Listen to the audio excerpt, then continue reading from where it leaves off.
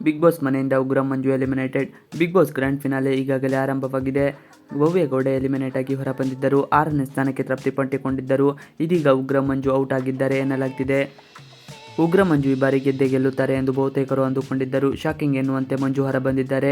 ಕೊನೆ ಪಕ್ಷ 2ನೇ ಸ್ಥಾನವನ್ನು ಅವರು ಅಲಂಕರಿಸುತ್ತಾರೆ ಎನ್ನುವ ಬಹುತೇಕರ ಲೆಕ್ಕಾಚಾರವಾಗಿತ್ತು. ಆದರೆ ಅಚ್ಚರಿ ಫಲಿತಾಂಶ ಹೊರಬಿದ್ದಿದೆ. ಹನುಮಂತ ಅಥವಾ ಉಗ್ರಂ ಮಂಜು ಬಿಗ್ ಬಾಸ್ ಸೀಸನ್ 11ರ ವಿನ್ನರ್ ಆಗ್ತಾರೆ ಅಂತ ಎಲ್ಲರ ಲೆಕ್ಕಾಚಾರವಾಗಿತ್ತು. ಆದರೆ ಎಲ್ಲರ ಲೆಕ್ಕ ತಪ್ಪಾಗಿದೆ. ಈ ಬಾರಿ ಒಟ್ಟು 17 ಜನ ಸ್ಪರ್ಧಿಗಳು ಬಿಗ್ ಬಾಸ್ ಮನೆಯೊಳಗೆ ಎಂಟ್ರಿ ಕೊಟ್ಟಿದ್ದರು. ಲಾಯರ್ ಜಗದೀಶ್ ಹಾಗೂ ಚೈತ್ರ ಕುಂದಾಪುರ ಬಳಿಕ ಪ್ರಬಲ ಸ್ಪರ್ಧಿ ಅನಿಸಿಕೊಂಡವರು ಮಂಜು. ಆದರೆ ಗೌತಮಿ ಅವರ ಸ್ನೇಹದಿಂದ ಮಂಜು ನೈಜ ಆಟ ಹೊರಬರಲಿಲ್ಲ ಎನ್ನಲಾಗುತ್ತಿತ್ತು. ಈ ಬಗ್ಗೆ ಸುದೀಪ್ ಸಹ ಮಾತನಾಡಿದ್ದರು. ಮಂಜು, ಗೌತಮಿ, ಮೋಕ್ಷಿತಾ ಒಳ್ಳೆ ಸ್ನೇಹಿತರು ಇದ್ದಿದ್ದು ಗೊತ್ತಿದೆ. ಒಮ್ಮೆ ಮೂವರು ದೂರಾಗಿದ್ದರು.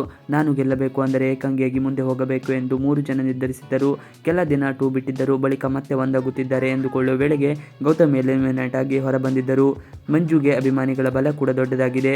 ಹಾಗಾಗಿ ಗೆದ್ದೇ ಗೆಲ್ಲುತ್ತಾರೆ ಅನ್ನೋ ಸಾಕಷ್ಟು ಜನರ ಅಭಿಪ್ರಾಯವಾಗಿತ್ತು. ಮಂಜು ಹೊರ ಬಂದಿರುವುದರಿಂದ ಹನುಮಂತ ಗೆಲುವು ಸುಲಭವಾಗಬಹುದು. ಕಾರಣ ಇವರಿಬ್ಬರ ನಡುವೆ ಭಾರಿ ಪೈಪೋಟಿ ಇತ್ತು.